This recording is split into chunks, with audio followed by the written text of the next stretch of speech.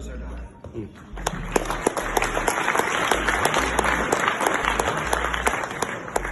Bismillahirrahmanirrahim. In the name of the Lord, the Beneficial, the Most Merciful. Assalamu alaikum. Peace be with you. I was under a lot of pressure tonight that I have to speak at the closing ceremony of the National Prayer Breakfast. And as I sat there, I was like, how am I going to top Donald J. Trump, the President of the United States, surprising us this morning at breakfast? And now it's all the more difficult, because how am I going to top my mother and your friend, Shaheed Mohtharma Benazir Bhutto, who you just played before me and sort of summed up what I was going to say. And I'm not going to be able to do that, so I'm going to conclude as quickly as possible, and so I let you all go home. But I just wanted to say this, that everybody has their own faith journey. And I think that for me and for a lot of people, faith has to do with loss. And the more you lose, the stronger your faith gets. And I've had to deal with a lot of loss in my life. I come from a family where my grandfather, Zafar Ali Bhutto, he was the first president and elected Prime Minister of Pakistan, and he was executed, he was hanged by a military dictator. And after overthrowing him, my uncle, his youngest son, Shahnawaz Bhutto, was assassinated, he was poisoned. And following that, my mother's other brother, middle child, Mir Murtaza Bhutto, was also assassinated.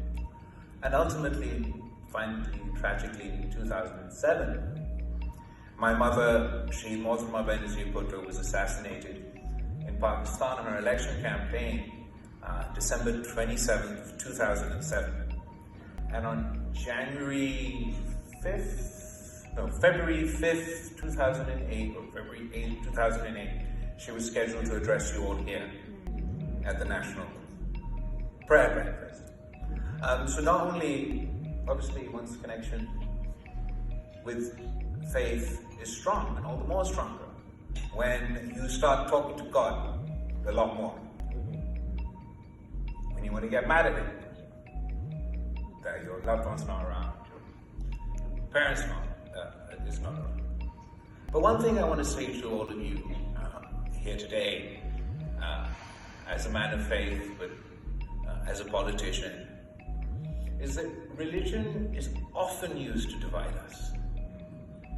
Like, I'm Muslim, you're Christian, we shouldn't get along. Or even within religions, that I'm Sunni or Shia, we shouldn't get along. Or I'm Catholic, you're Protestant, we shouldn't get along. But the great thing about faith, about God, about Almighty, about religion, is it's not a force that divides us, it's a force that unites us, and never let anyone tell you otherwise. And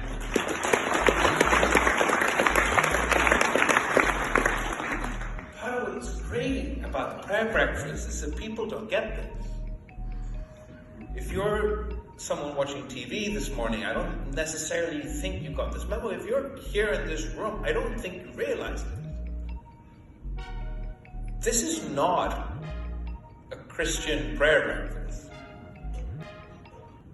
This is Jesus' prayer breakfast. And I've got news for you. Jesus doesn't just belong to the Christians.